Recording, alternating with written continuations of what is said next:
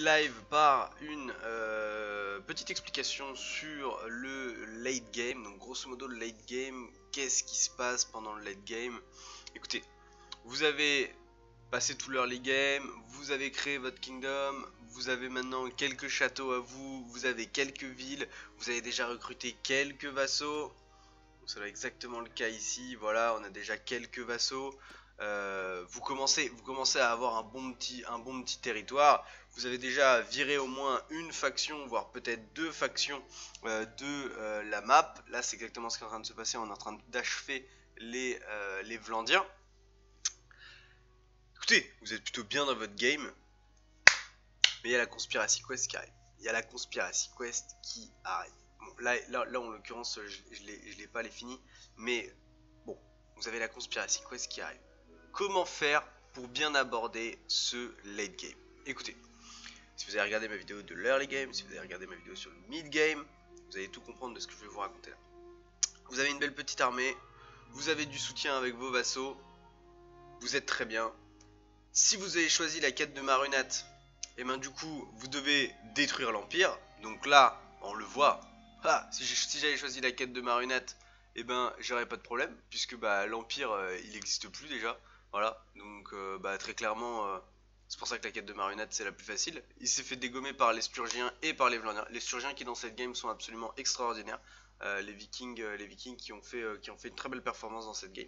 Donc très clairement, bah, j'ai envie de dire, la quête de Marunat elle est pas très dure. La Conspiracy Quest là elle pop. Ça va pas me faire grand bien mal, hein. Ils vont aller me raid des villages et puis ils vont essayer de me prendre un château, je vais les poutrer, ils vont faire la paix. Comment ça se passe pendant la guerre de la Conspiracy Quest? La guerre de la Conspiracy, donc là, je sais pas comment ça s'appelle en français, je les ai toujours fait en anglais moi. La Conspiracy, donc voilà, je sais pas comment ça pourrait, je sais pas comment elle s'appelle en français, je vais pas l'inventer.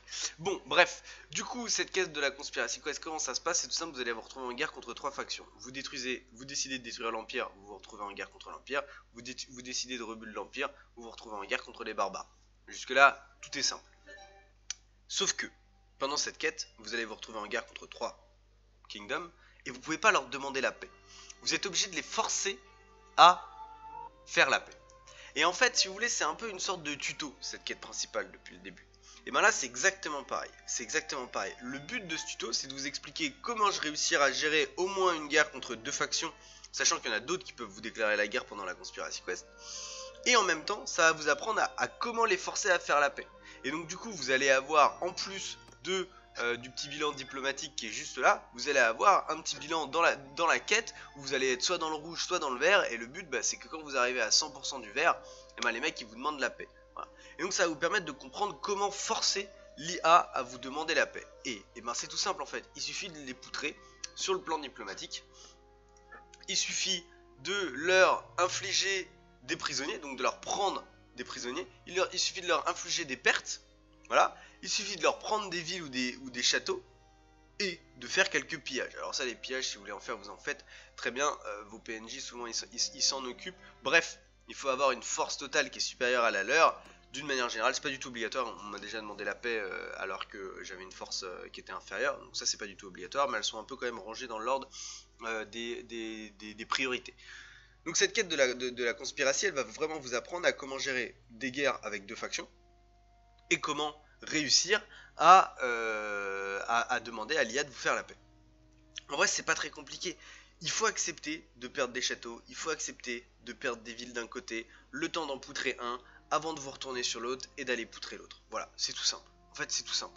C'est vraiment pas très compliqué. C'est un jeu où ils font que prendre et prendre des châteaux et prendre des châteaux. Et l'IA est complètement focus sur certains châteaux. Parfois, vos PNJ, ils vont se les échanger 10 fois d'affilée. Mais au final, vous perdez des châteaux. Ok, mais en fait, vous perdez tout le temps le même.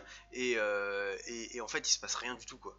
Donc, très clairement, ce late game, eh ben, il vaut mieux accepter de perdre quelques châteaux. Moi je vous conseillerais toujours de commencer à vous décaler vers le bord de la map, surtout si vous faites la quête la plus dure, donc celle d'Epicrotea où vous voulez rebuild l'Empire, comme ça vous lessivez déjà quelques kingdoms, soit les Kusaïtes, soit les Aserai, soit là en l'occurrence c'était les Bataniens et les Vlandiens, soit les Sturgiens, bref.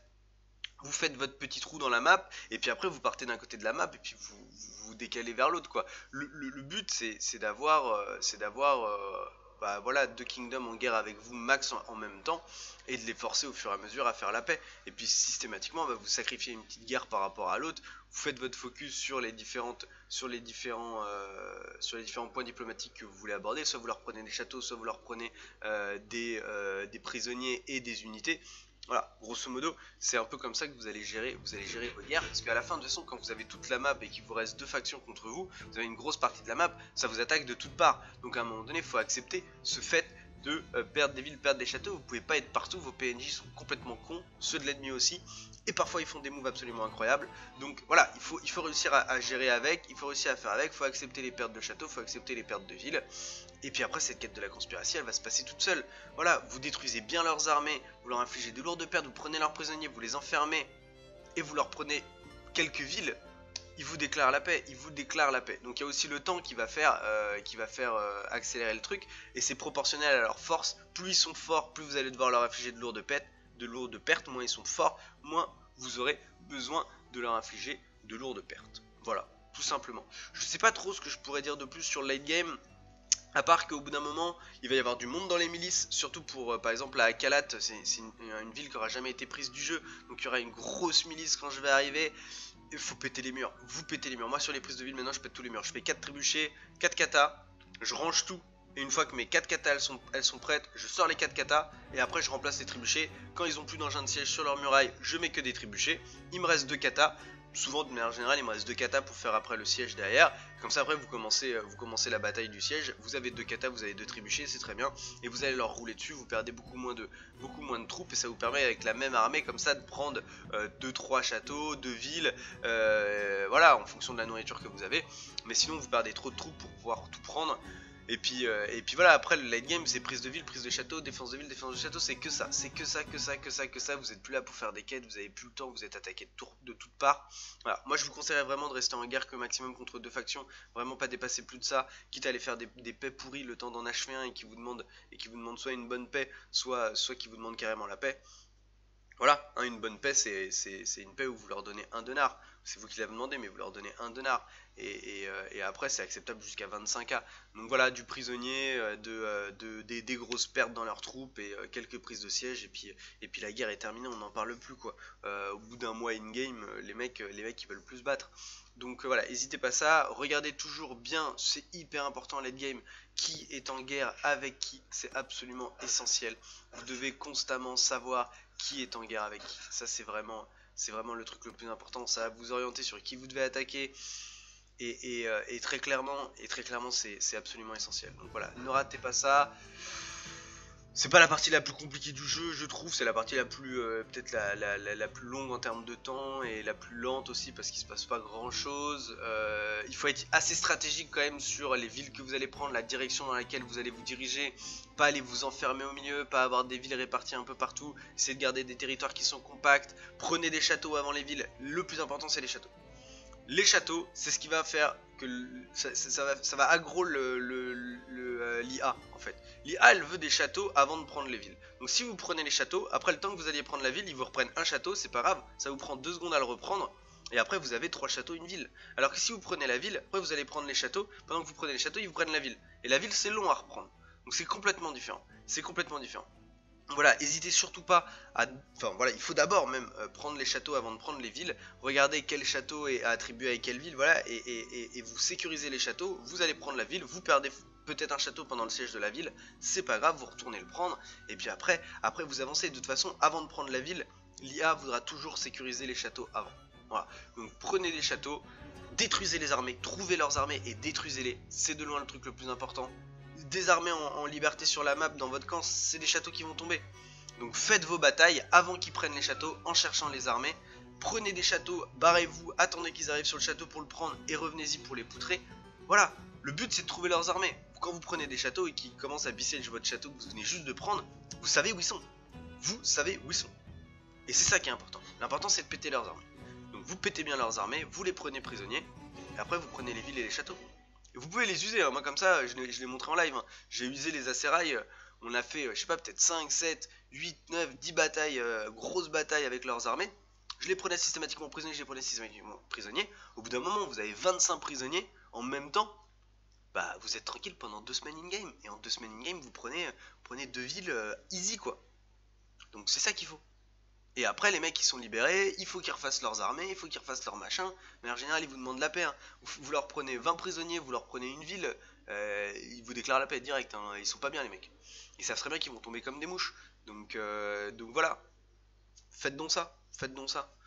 Et surtout, amusez-vous, c'est un jeu, le late game, où voilà, ça peut être un peu rébarbatif. Moi-même, à la fin, j'en ai marre. Souvent, les dernières villes, je fais envoyer mon armée parce que je suis saoulé de prendre des villes, les batailles de château, on les connaît par cœur à la fin. Donc voilà, amusez-vous bien et puis prenez du fun et puis voilà, c'est vraiment le truc le plus important. Après, vous allez avoir la map qui va être toute verte.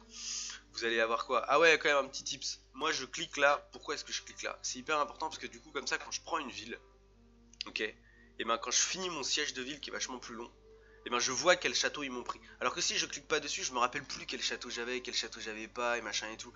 Et on oublie, et parfois ils vous prennent 2, 3 châteaux, bah vous le voyez tout de suite, ils sont passés en rouge sur la map, vous savez exactement ce que vous avez perdu. Ça c'est hyper important. Un deuxième truc qui est hyper important, c'est de cliquer sur au moins 2 villes de toutes les factions avec qui vous êtes en guerre ou pas. D'ailleurs, ça vous permet que quand vous êtes rapproché comme ça sur la map, regardez, vous voyez, j'ai ça, et si d'un coup un de mes vassaux leur déclare la guerre et que donc du coup j'ai pas de message qui s'affiche, et ben boum, il passe en rouge, et donc je sais que par exemple je vais être en guerre contre les Sturgiens, je sais que je vais être en guerre contre les Acérailles, je sais que je vais être en guerre contre là c'est l'Empire de l'Est, vous voyez comment ça fait. Voilà, donc ça vous permet d'avoir toujours un suivi assez clair de ce qui se passe sur la map. Vous voyez du rouge qui pop.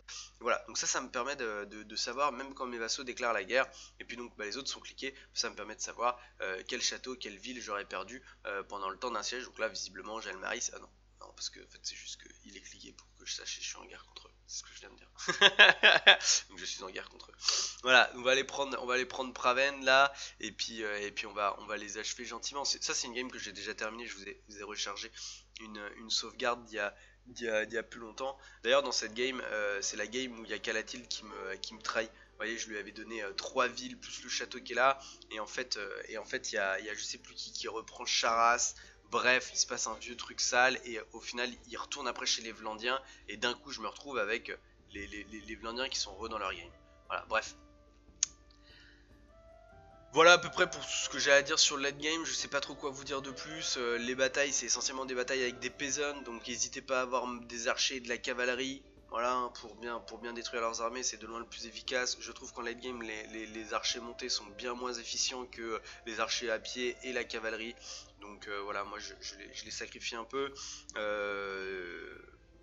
Voilà, c'est à peu près tout ce que j'ai à vous dire, les gars. Quand vous croisez des châteaux avec des walls de niveau 1, prenez même pas la tête, hein. Si elle est avec des échelles, surtout s'ils sont pas nombreux à l'intérieur, faites même pas un bélier, vous y allez avec des échelles et puis balèque, hein. Voilà, au pire, sinon pour les châteaux, vous faites un bélier minimum et puis vous y allez. De toute façon, les enchants de siège d'échelle ils sont buggés, donc voilà. Voilà. S'il y a beaucoup de troupes dans un château avec des walls de niveau 1, vous faites des katas, vous pétez les murs, puis vous y allez comme ça, hein. Prenez pas la tête. Voilà tout ce que j'ai à vous dire sur le late game. C'est pas la partie pour moi la plus compliquée du jeu.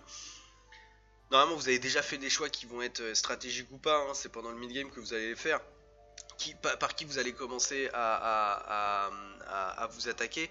C'est ce qui va définir votre abord dans la Conspiracy Quest, hein. Donc voilà, vous avez attaqué les bons, bah tant mieux. Vous avez attaqué les mauvais, bah vous allez galérer quoi. Vous avez fait votre trou au mauvais endroit, vous êtes au milieu de la map, surround par 3 kingdoms super puissants, bah, vous allez prendre tarif. C'est pas impossible, mais vous allez prendre tarif.